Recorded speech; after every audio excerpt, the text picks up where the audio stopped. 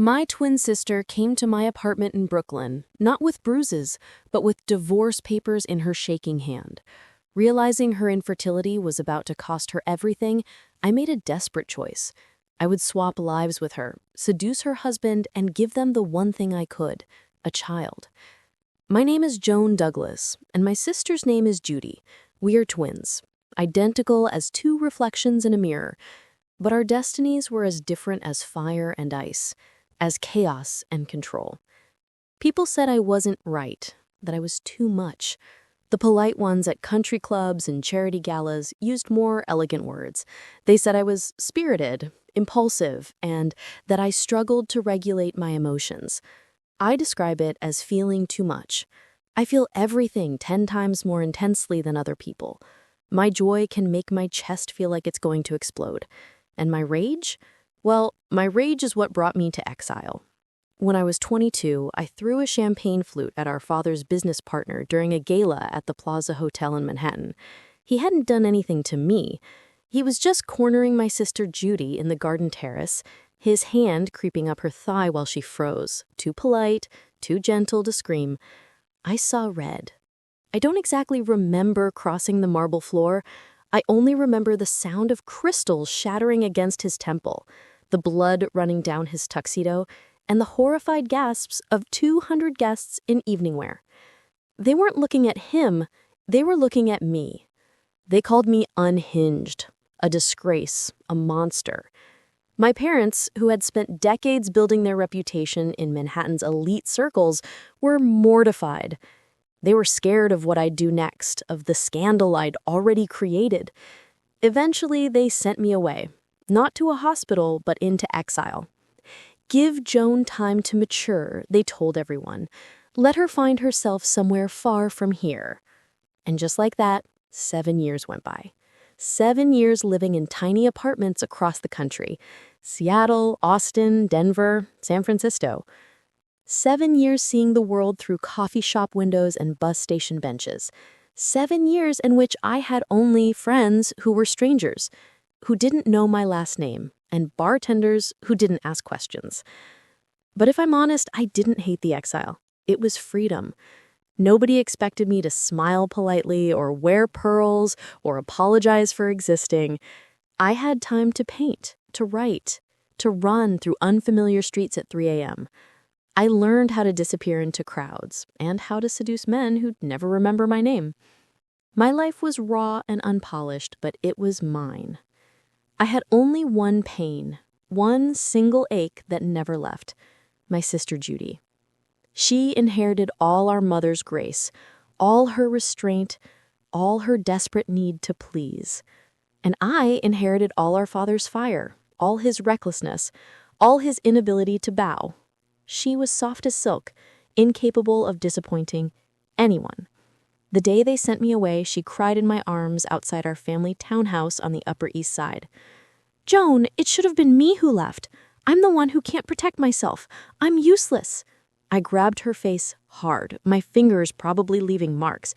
"If you ever say that again, I swear I'll come back just to shake you. You're going to live. You're going to be everything they want. Live for both of us."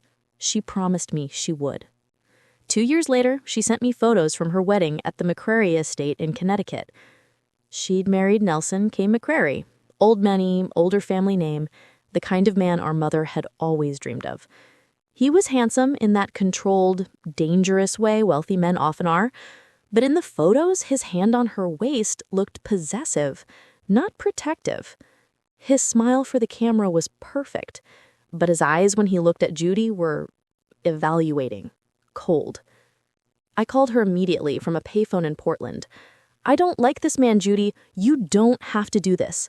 Come stay with me." She just laughed, that sad, resigned sound I'd come to dread. "With my luck and my reputation as your sister, it's a miracle someone like Nelson even wanted me. You know what Mother says. I'm lucky he saw past my ordinariness." I wanted to scream. I wanted to fly back to New York and drag her out of that gilded cage. But I didn't. I let her go. And now, 7 years later, she was standing in my cramped Brooklyn apartment, the first time she'd ever visited me in exile, with divorce papers in her shaking hand, breaking down, begging me to become her and fix what she couldn't. Before we get into this twisted story, let me ask, where are you listening from right now? What city, what time? Subscribe and drop it in the comments. I want to know how far this story is traveling. Judy stood in the doorway of my Brooklyn apartment, looking like a ghost wearing Chanel. Her hair was still perfectly styled, her makeup flawless, but her hands wouldn't stop shaking as she held out the papers. "He's going to leave me," she whispered. "Eleonora gave him 30 days. I pulled her inside and kicked the door shut. The apartment was barely 400 square feet. A mattress on the floor, paint-stained canvases leaning against peeling malls, the smell of burnt coffee and turpentine. She looked so out of place here, like a diamond someone dropped in the gutter. "Start from the beginning," I said, guiding her to sit on the edge of my bed. "Who's Eleonora?" "His mother." Judy's voice cracked. "She's been tracking my cycles, Joan. She has a calendar. She knows I haven't conceived in 7 years of marriage, and last month she brought a fertility specialist to the house without telling me. He did tests, blood work, ultrasounds." Her fingers twisted the divorce papers until they crumpled. "The doctor told her I have diminished ovarian reserve, that my chances of natural conception are nearly impossible." I felt that old familiar heat rising in my chest, the rage that had gotten me exiled in the first place. Nelson agreed to this? He let his mother humiliate you like that? He didn't stop her. Judy looked up at me with those soft, defeated eyes. "He needs an heir, Joan. The McCrary legacy, the family business, the estate, it all depends on producing the next generation. Eleonora told him if I can't give him a child within 30 days, he needs to file for divorce and find someone who can." "That's insane." "That's their world," she laughed bitterly. "I signed a prenuptial agreement. If we divorce because I'm infertile, I leave with nothing. No house, no money, no alimony. Just the clothes on my back and the shame of being cast out as the wife who failed." I paced the small space, my mind already racing through possibilities. "You could fight this, get a lawyer, expose them. With what money? What reputation?" Judy stood, her composure finally cracking. "You don't understand what it's like in that house. Eleonora watches everything I do. Every meal, every conversation, every time I touch Nelson. She reminds me constantly that I'm a disappointment, that I'm worthless, that any other woman could do better." Tears streamed down her face, ruining her perfect makeup. "And the worst part is, she's right. I can't give him the one thing he needs." "Stop." I grabbed her shoulders. "Don't you dare say that." "Then help me." Her voice dropped to something desperate, almost feral. "Switch places with me." I stared at her. "What?" "You're identical to me. You could pretend to be me for 30 days. Seduce Nelson, get pregnant." The words tumbled out faster now, like she'd been rehearsing this speech the entire train ride from Connecticut. "He barely touches me anymore. He wouldn't notice the difference. And you've always been the passionate one, the one men actually want." "Judy, that's... Please," she grabbed my hands. "I know it's insane. I know I'm asking you to do something impossible, but you're the only person in the world who could pull this off. You're the only person who's ever protected me." Her grip tightened. "I'll stay here in Brooklyn. I'll live your life for a month. And you'll be me. Just long enough to save my marriage." I looked at my sister. Really looked at her. 7 years of being Mrs. Nelson McCrary had hollowed her out. The girl who used to laugh at stupid jokes and sneak cookies before dinner was gone. In her place stood a woman so desperate she was willing to give her husband to her own twin. The smart thing would have been to say no, to tell her to leave Nelson, start over, and build a life that didn't require this kind of sacrifice. But I'd never been smart. I'd always felt too much, acted too fast, burned too bright. "Tell me everything about him," I said. "Every detail, every habit, everything I need to know to become you." Judy exhaled, like she'd been holding her breath for years. "Thank you. God, Joan, thank you." I pulled her into my arms, already planning how I'd walk into that mansion and make Nelson McCrary fall in love with his own wife all over again. Or, more accurately, with me. We had 6 days before Judy was expected back from her solo retreat in the Berkshires, the cover story she'd given Nelson when she fled to find me. 6 days for me to become her. Judy spread photographs across my mattress like tarot cards, revealing a future I had to memorize. The McCrary Mansion, Nelson's home office, the formal dining room where Eleonora held court every evening at 7 sharp. "She'll test you," Judy warned, pointing to a photo of the elegant, silver-haired woman who looked like she could freeze water with a glance. She always does. Random questions about things only I would know. I studied the images until my eyes burned. The mansion was a sprawling estate in Greenwich, Connecticut, 3 stories of old money and older cruelty, with gardens that probably cost more to maintain than most people earned in a year. "Nelson takes his coffee black, 2 ice cubes," Judy recited, pacing my tiny apartment. "He hates it when I interrupt him before 9 a.m. He sleeps on the left side of the bed. He has a scar on his right shoulder from a polo accident when he was 16. Her voice turned mechanical, like she was reading from a script she'd performed too many times. "He touches his wedding ring when he's anxious. He drinks scotch when he's angry. And he hasn't told me he loves me in 3 years. That last detail made my stomach twist, but I filed it away with everything else. We practiced her voice for hours. That soft, apologetic tone she used, the way she ended statements like questions, always seeking approval. I had to sand down my sharp edges, round out my consonants, speak like someone who'd spent a lifetime afraid of taking up too much space. It felt like putting on a costume made of silence. "Your posture," Judy corrected, pushing my shoulders down. "I stand like I'm trying to disappear." So I learned to shrink, to fold my hands in my lap instead of gesturing wildly, to smile with just my lips, never my teeth, to look down when someone addressed me, especially Eleonora. The hardest part was the intimacy.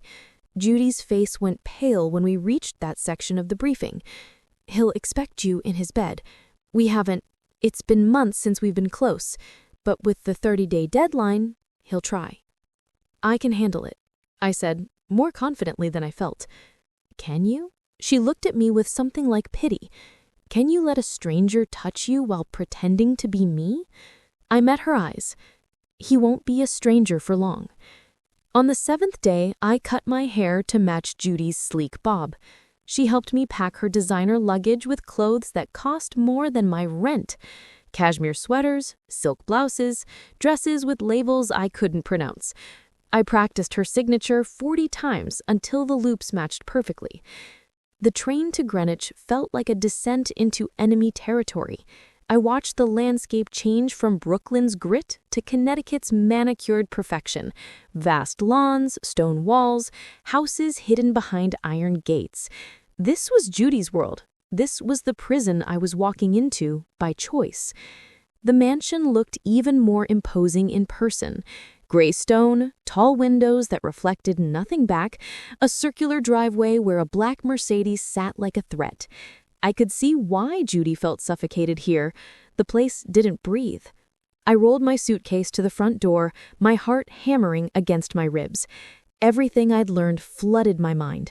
The coffee preference, the sleeping arrangement, the scar on the right shoulder, the silence. I was Joan Douglas, pretending to be Judy Douglas, pretending everything was fine. The door opened before I could knock.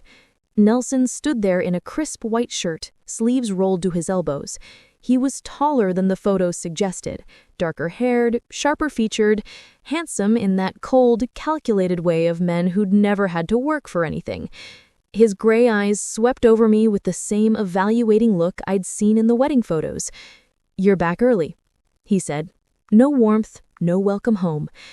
I forced Judy's soft smile onto my face and dropped my gaze. "I missed you." The lie tasted like ash, but I swallowed it down. Nelson stepped aside to let me enter, and I crossed the threshold into the most dangerous performance of my life. The marble foyer stretched before me, cold, spotless, silent like a tomb. "Mother's expecting you for dinner," he said, already turning away. 7 o'clock. Don't be late." He walked to his office without looking back, and I stood there with my sister's suitcase, in my sister's clothes, about to steal my sister's husband. The door closed behind me with a sound like a cell locking shut. The dining room felt like a courtroom. Crystal chandeliers hung overhead, casting cold light across the mahogany table that could see 20 but held only 3.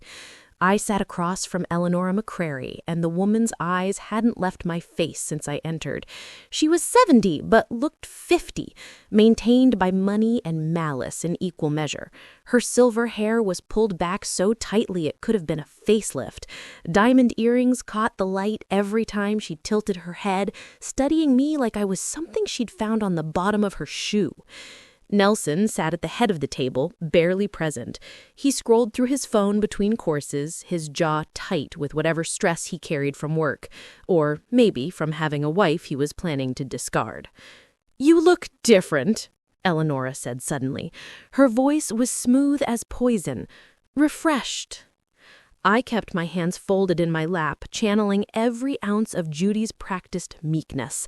The retreat was restorative. Thank you for asking. She took a slow sip of wine, her gaze never wavering. "Tell me, darling, what was the name of that lovely instructor, the one who ran the meditation sessions?" My pulse spiked.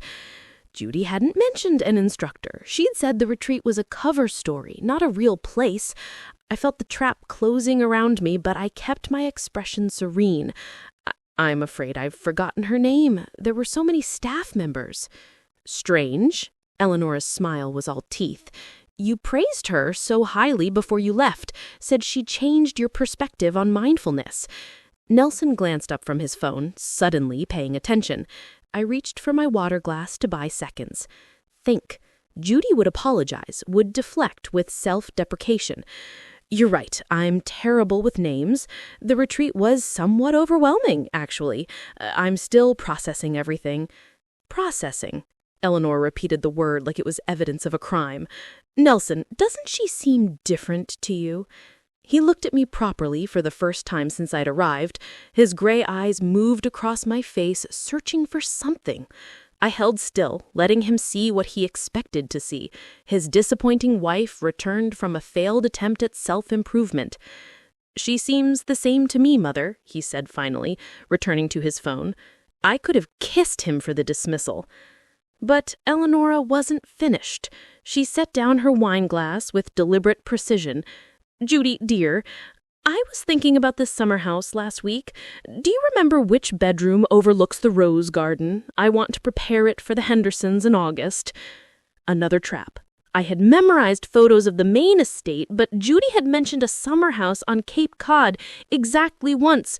She'd said something about eastern-facing rooms catching sunrise, but which one had roses? "The blue room," I said, gambling on the detail that felt right. "Second floor, eastern corner." Eleanor's expression flickered. Surprise, then suspicion. "Actually, it's the green room, and the blue room faces the ocean." My stomach dropped, but I kept Judy's apologetic smile fixed in place. "Of course, I always mix those up. I'm sorry." "You decorated that house." Eleanora leaned forward. "You spent 3 months selecting furniture, arranging flowers, choosing paint colors.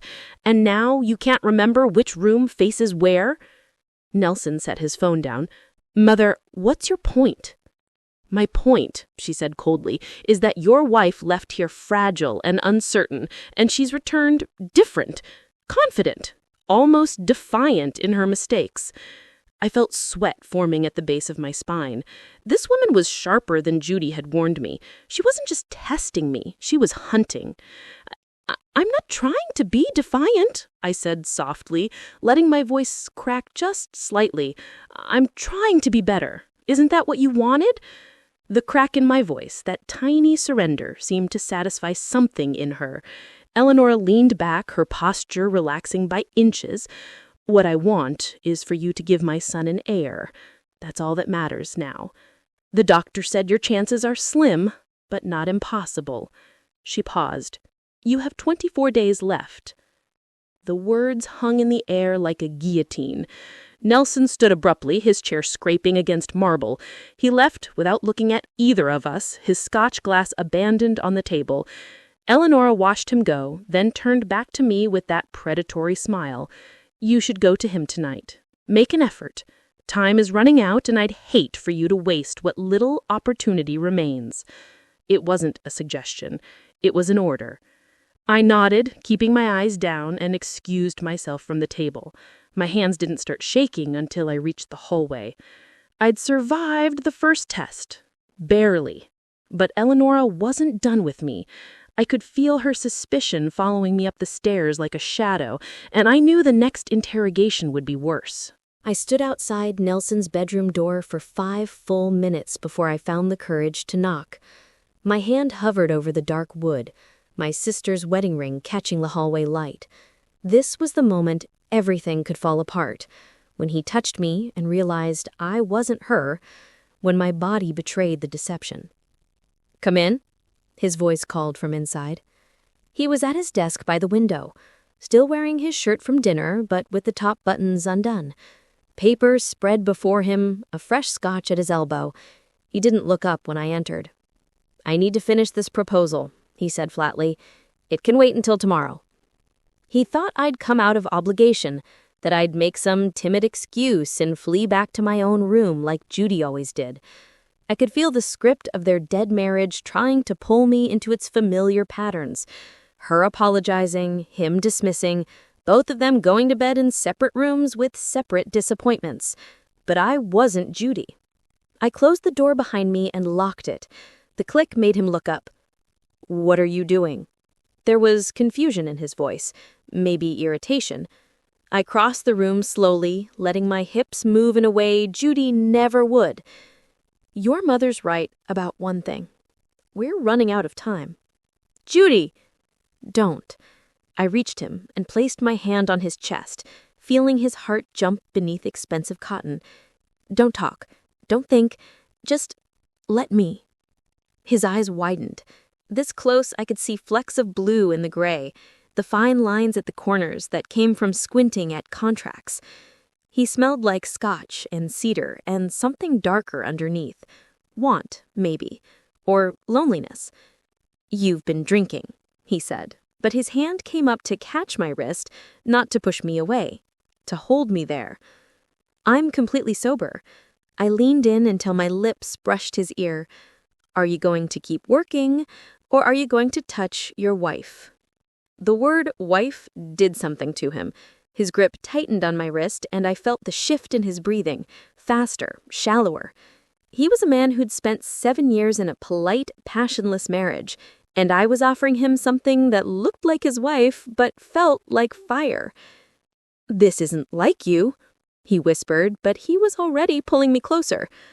"Maybe you never knew me at all." I kissed him before he could respond, before doubt could creep in.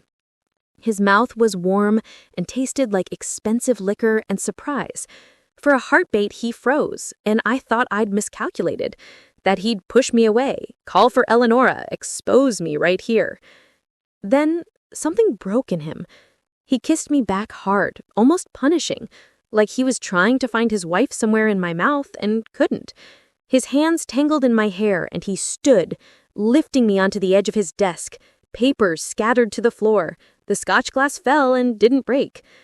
"Wait," he breathed against my neck, but his hands were already sliding up my thighs, pushing silk higher. "No more waiting." I pulled his shirt free from his waistband, found the scar Judy had mentioned on his shoulder. I traced it with my fingers, and he shuddered.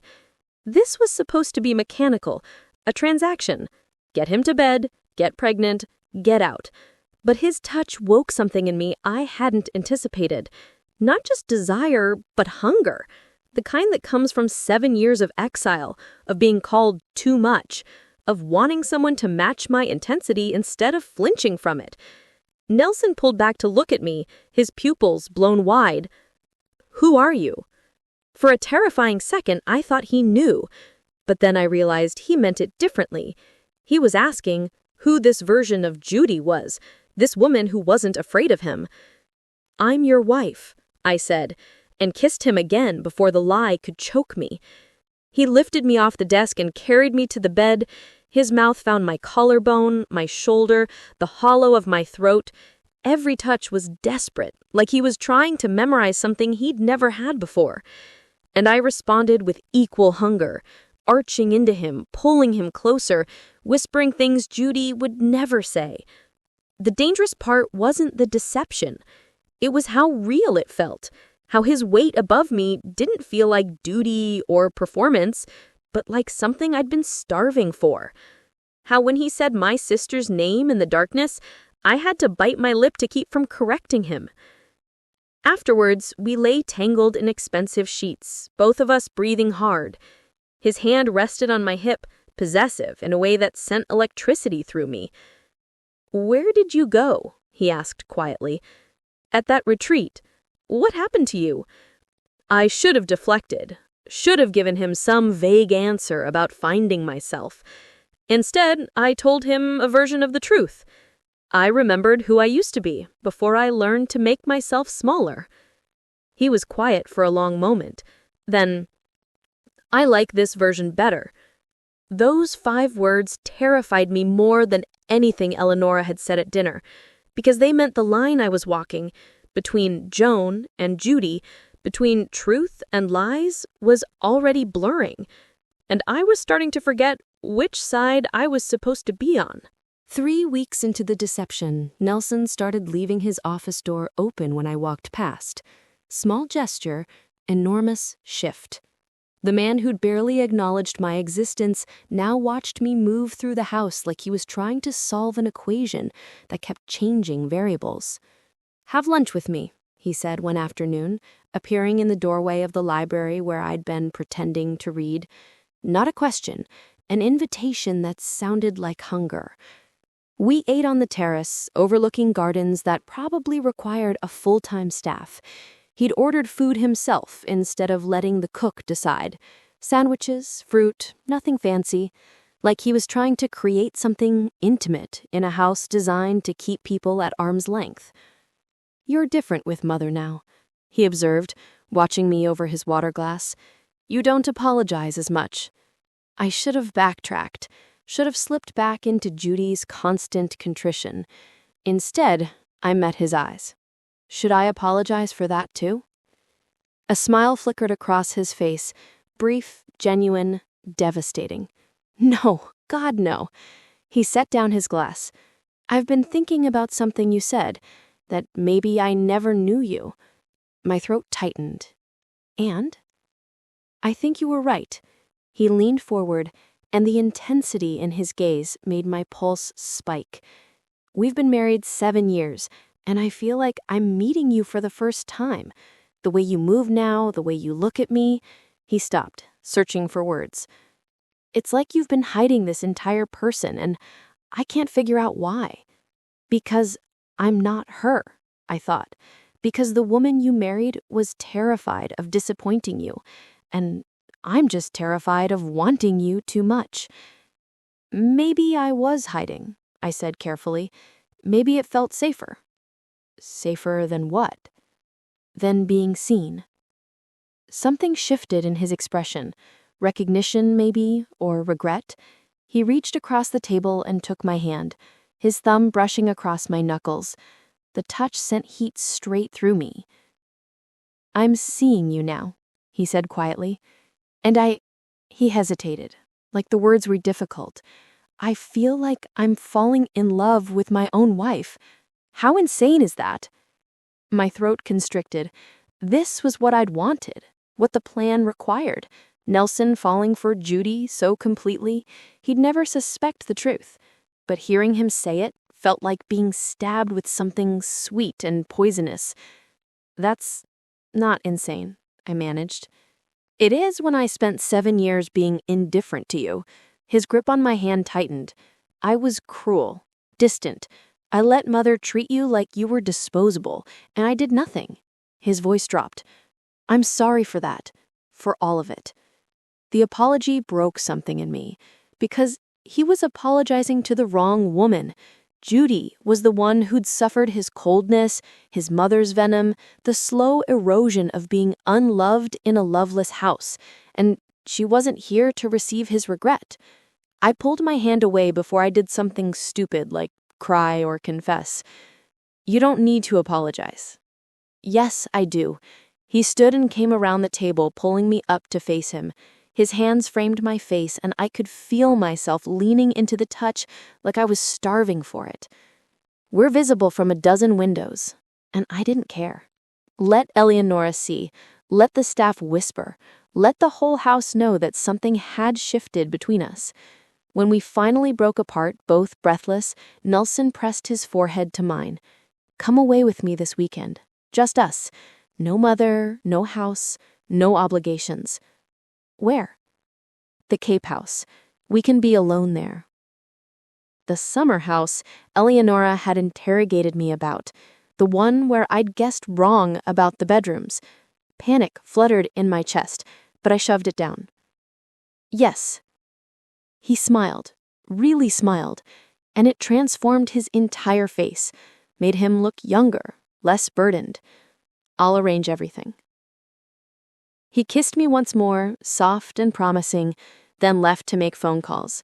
I stayed on the terrace, my lips still tingling, my heart a traitor in my chest. This was supposed to be simple. Seduce him, get pregnant, leave.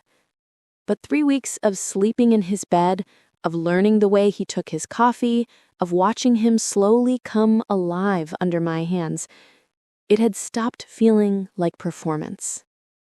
I was falling for him, actually falling, and he was falling for a ghost, a version of his wife that didn't exist. The cruelest part? I couldn't even tell Judy, couldn't call her and confess that I'd broken the first rule of the deception. Don't make it real. Because how do you tell your sister that you're falling in love with her husband while pretending to be her? I touched my stomach, flat and unchanged, no pregnancy yet, just guilt and want and the terrible knowledge that when this was over, when the truth came out, Nelson would hate me for making him love someone who was never really there. I was 4 days late when I bought the test from a pharmacy 3 towns over, wearing sunglasses and a baseball cap like some kind of celebrity avoiding paparazzi. The cashier didn't look up. I paid cash and drove back to Greenwich with the box burning a hole in my purse. The weekend at the Cape House had been perfect, too perfect. Nelson had cooked breakfast, something Judy said he'd never done in their entire marriage. We'd walked the beach at sunset, his hand warm in mine, talking about everything and nothing. He told me about his father's death when he was 12, how Eleonora had turned cold after that, how the family business became her only child. Until she decided I needed to produce the next heir, he'd said bitterly. Then suddenly my marriage became her obsession. I'd wanted to tell him the truth then, wanted to confess everything while the ocean crashed beside us and his guard was down. But I'd swallowed the words and kissed him instead, and we'd stumbled back to the house, tangled together, leaving our shoes on the beach. Now, standing in the mansion's master bathroom, all marble and gold fixtures and mirrors that showed me from every angle, I couldn't stop my hands from shaking. The test sat on the counter, unopened, while I paced the enormous space. 3 minutes. That's all it would take to know if the plan had worked. If I was carrying Nelson's child, if I was pregnant with my sister's husband's baby. The phrasing kept shifting in my head, each version more damning than the last. What had seemed like salvation 4 weeks ago now felt like the most reckless thing I'd ever done, and I'd thrown a glass at a man's head in front of 200 witnesses. I took the test into the separate water closet, followed the instructions with clinical precision, then set it on the marble vanity and forced myself to look away. The bathroom was silent except for my breathing and the distant sound of Eleanor's voice somewhere downstairs, probably instructing the staff. My phone buzzed. A text from Judy. Any news? Only 6 days left. 6 days until Eleanor's deadline. 6 days until Nelson would be forced to choose between filing for divorce or defying his mother. The pressure had been building in the house like a storm system. Eleanor's pointed comments at dinner, her cold appraisals when she thought I wasn't looking, the way she'd started mentioning other women's names, suitable women, fertile women. Nelson felt it too. He'd grown tense again, the softness from the Cape weekend hardening back into stress. Last night, he'd held me tighter than usual, his face buried in my neck, and whispered, "I don't want to lose you." But he didn't have me. He had a fiction, a performance, a twin sister playing dress-up in his dead marriage. I checked my phone. 2 minutes had passed. My reflection stared back at me from 3 different mirrors. Joan Douglas, pretending to be Judy Douglas, about to find out if she'd successfully committed the most intimate fraud imaginable. My hair had grown out slightly in 4 weeks. I'd stopped styling it as severely as Judy did. Nelson had noticed, had run his fingers through it last night, and said he liked it better this way. He liked everything about me better, and none of it was real. 30 seconds left. I thought about my sister, alone in my Brooklyn apartment, waiting for a text that would determine her entire future. She'd sacrificed her dignity, her marriage vows, her husband's fidelity, all on the gamble that I could give her what her own body couldn't. The weight of that trust felt suffocating. I looked at the test. 2 pink lines. Clear, unmistakable, damning. Positive. My knees buckled, and I sat hard on the marble floor, the cold seeping through my clothes. I was pregnant. The deception had worked. In 6 days, when Eleanor demanded proof that Judy could conceive, I could hand her this test and watch her venomous satisfaction, her begrudging acceptance that her son's wife had finally fulfilled her purpose. Judy would be saved. The marriage would continue. I could slip away back to Brooklyn, disappear into my exile again, and let my sister raise the child as her own. That was the plan. That had always been the plan. So why did I feel like I was drowning? I pressed my hand to my still, flat stomach. There was a life inside me now. Nelson's child, Judy's salvation, my own biological, impossible situation. A baby conceived in deception, carried by the wrong twin, growing in the space between truth and lies. Judy? Nelson's voice called from the bedroom. "You've been in there a while. Everything okay?" I shoved the test into my pocket and stood, catching my reflection one more time. My face was pale, eyes too bright. I looked like someone who'd just received devastating news and wasn't sure if it was a blessing or a curse. "Fine," I called back, my voice steadier than I felt. "I'll be right out." I flushed the toilet for appearance's sake, washed my hands, and practiced Judy's soft smile in the mirror. Then I walked out to face the man I was falling for while carrying his child, the man who thought I was someone entirely. Nelson was buttoning his shirt for work, distracted by his phone. He glanced up and smiled. "Mother wants us at dinner tonight. She has an announcement." My blood went cold. What kind of announcement? She wouldn't say. He crossed me and kissed my forehead, casual and affectionate. "Probably something about the foundation gala next month. You know how she is."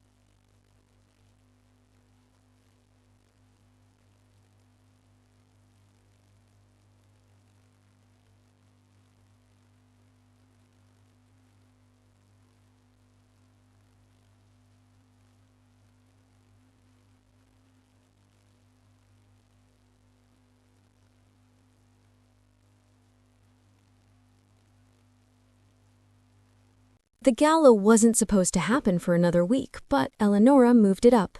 To celebrate the blessed news, she'd said with that serpent smile when I'd shown her the positive test 3 days ago. Her eyes had glittered with something that wasn't quite triumph, more like a predator spotting wounded prey. Now I stood in the mansion's ballroom, wearing a champagne-colored gown that cost more than a year of my Brooklyn rent, watching 200 of Connecticut's elite sip cocktails and pretend to be happy for us.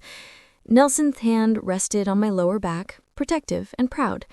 He'd been different since I told him about the pregnancy, softer, more present, like someone had finally given him permission to want something. "You're glowing," he whispered in my ear, and the tenderness in his voice made me want to vomit. Across the room, Eleonora held court near the string quartet, her silver gown catching light like armor. She kept looking at me with that knowing smile, and dread coiled tighter in my stomach with every glance. Something was wrong. I could feel it in the air, in the way certain guests kept staring at me a beat too long, in the strange energy crackling through the room like electricity before a storm. "Ladies and gentlemen," Eleonora's voice cut through the conversation. She stood at the front of the ballroom, champagne glass raised, commanding immediate silence. "Thank you all for joining us on such short notice to celebrate this miraculous development in my son's marriage." Miraculous. The word dripped with venom. Nelson squeezed my hand, oblivious. I felt sweat forming at the base of my spine. "When Nelson married Judy 7 years ago, I had such high hopes," Eleanor continued, her voice carrying effortlessly across the marble and crystal. "But as the years passed without an heir, I began to worry that perhaps I'd been mistaken about her suitability." Murmurs rippled through the crowd. Nelson's grip tightened, his jaw clenching. "Mother, what are you doing?" "Patience, darling," she smiled at him, then turned her gaze to me. "But then something remarkable happened. About a month ago, Judy went on a retreat, and when she returned, she was transformed. Different. Almost like a completely different person." My heart stopped. At first, I thought it was personal growth, therapy perhaps, but certain things didn't add up. Eleonora pulled a manila folder from behind the podium, when had she put that there, and opened it with deliberate slowness. Small inconsistencies. Wrong answers to questions only my daughter-in-law would know. A different walk, a different laugh, a different fire in her eyes. "Mother, this is insane!" Nelson started forward, but 2 security guards appeared at his elbows. Not ours, hers. She'd planned this. So I hired an investigator. Eleonora pulled out a photograph and held it up. Even from across the room, I could see what it showed. Me and Judy together at the Brooklyn apartment, switching clothes, preparing for the swap. That photo was taken 5 weeks ago.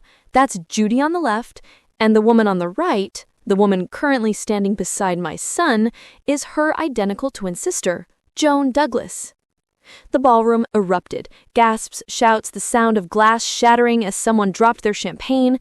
But all I could hear was the roaring in my ears as 200 pairs of eyes turned to stare at me. Nelson's hand dropped from my back like I'd burned him. "What?" "Joan Douglas, the disgraced twin, the one who assaulted a man at a charity gala 7 years ago and was exiled from New York society, the volatile, unstable sister that the Douglas family tried so desperately to hide." She turned to Nelson with mock sympathy. "I'm sorry you had to find out this way, darling, but the woman you've been sleeping with, the woman carrying your child, she's not your wife. She's an imposter." Nelson looked at me, and the betrayal in his eyes was a physical blow. Is this true?" I couldn't speak, couldn't breathe. The room was spinning, faces blurring together into a nightmare of judgment and shock. "Answer him. Tell my son who you really are." The words came out as a whisper. "My name is Joan." Nelson stepped back like I'd slapped him. "You're not Judy." "No." "Then where?" His face went white. "Where is my wife?" "She's safe. She's safe in Brooklyn. She asked me to—" "You've been lying to me for a month? Everything. Every conversation, every night, every—" He stopped, horror flooding his fair chairs. "The baby. Jesus Christ, the baby!" "Is yours," I said desperately. "That part is real. The baby is—" "Nothing about this is real." He turned to the security guards. "Get her out. Get her out of my house." "With pleasure," Eleanor said, her victory complete. She nodded to the guards. "Escort Miss Douglas from the premises, and someone call the police. I believe fraud and identity theft are criminal offenses." The guards grabbed my arms. I didn't resist. What was the point? Nelson was staring at me like a stranger, which I was. I'd always been. The woman he'd fallen for didn't exist. As they dragged me through the ballroom, past the staring faces and whispered condemnations, I caught Nelson's eyes one last time. The love that had been there this morning was gone, replaced with devastation and rage. "I'm sorry," I mouthed. He turned away. The guards shoved me through the front door into the cold November night. Behind me, I could hear Eleanor's voice announcing something about annulments and legal action. The door slammed shut, cutting off the sound. I stood there in a champagne gown worth $10,000, pregnant with a child whose father now hated me, and finally let myself fall apart. I made it as far as the end of the driveway before my legs gave out. The security guards had deposited me at the gate with my purse and nothing else. No coat, no phone charger, no dignity. I sat on the cold pavement in my evening gown and called Judy. She answered on the first ring. "Joan, what happened? I saw the news alerts." "She knows." My voice sounded hollow even to my own ears. "Eleanor knows everything. She exposed me in front of everyone." Silence. Then, oh God, Nelson hates us both. I pulled my knees to my chest, not caring that the gown was ripping. He's calling lawyers. Eleanor mentioned criminal charges. "I'm coming to get you." "Don't." The word came out sharper than I intended. "Don't come anywhere near this house. I stopped, remembering the look on Nelson's face. He doesn't want to see either of us ever again. But Judy was already in motion. I could hear her grabbing keys, shoes hitting the floor. "I'm not leaving you on the street. Text me the address." She arrived 90 minutes later in my decade-old Honda, looking small and terrified behind the wheel. I climbed into the passenger seat without speaking, and we drove in silence until Greenwich disappeared behind us. "I'm sorry," she finally whispered somewhere near the Bronx. "This is my fault. I never should have asked you to stop." I stared out the window at the blur of highway lights. I agreed to it. I wanted to save you, and instead I destroyed everything. We didn't speak again until we reached Brooklyn. The apartment felt impossibly small after a month in the mansion, the walls closing in like a cell. Judy made tea neither of us drank while I sat on the mattress still wearing the champagne gown, a princess costume from a fairy tale that had curdled into horror. "He loved you," Judy said quietly. She wasn't looking at me. "In the photos on social media, the way he looked at you, that's how I always wanted him to look at me." The observation felt like a knife between my ribs. He didn't love me. He loved someone who doesn't exist. "No," she finally met my eyes.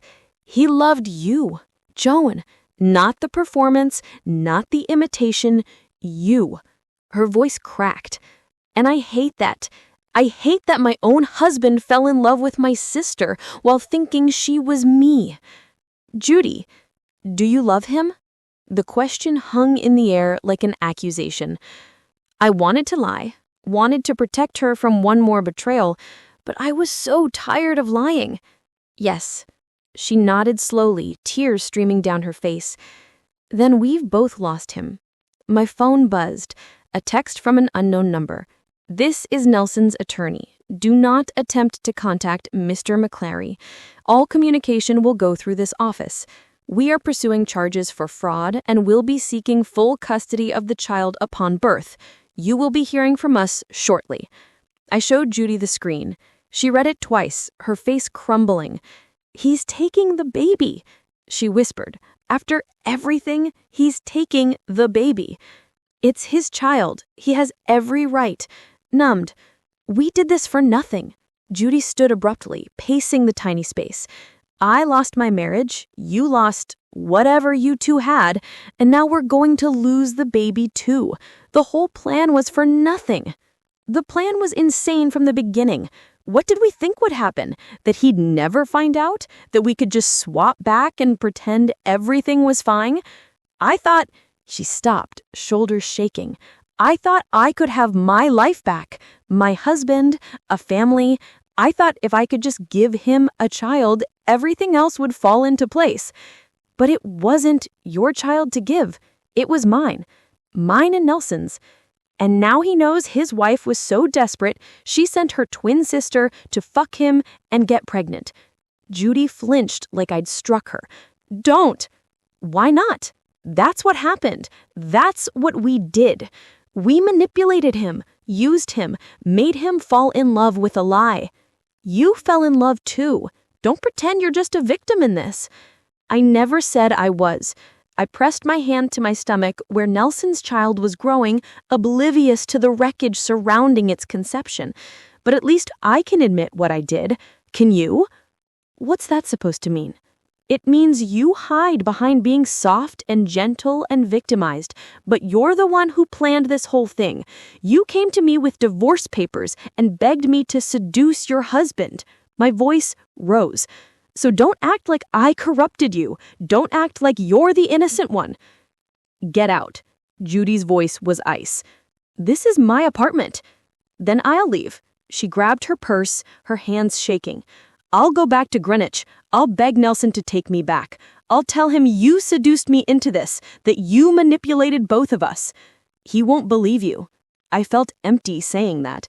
He knows you asked me. Eleonora probably showed him everything. She stopped at the door, her back to me. I came here to save you from the street, and you thank me by telling me I'm not innocent enough for you? I'm thanking you by telling you the truth. She left without another word, the door slamming behind me hard enough to rattle the walls. I stood alone in the apartment, wearing a torn designer gown, pregnant with a child whose father despised me, having just driven away the sister I'd sacrificed everything to protect. The tea Judy had made sat cooling on the counter, 2 cups prepared out of habit, even though we'd both known we wouldn't drink them. I finally took off the dress and left it in a champagne-colored puddle on the floor. In the mirror, I looked like myself again. Joan. Not Judy. Wild hair, smudged makeup, eyes too bright with unshed tears. This was who I'd always been. The twin who felt too much, who burned too bright, and who destroyed everything she touched. And now I'd destroyed the one thing that had ever felt real.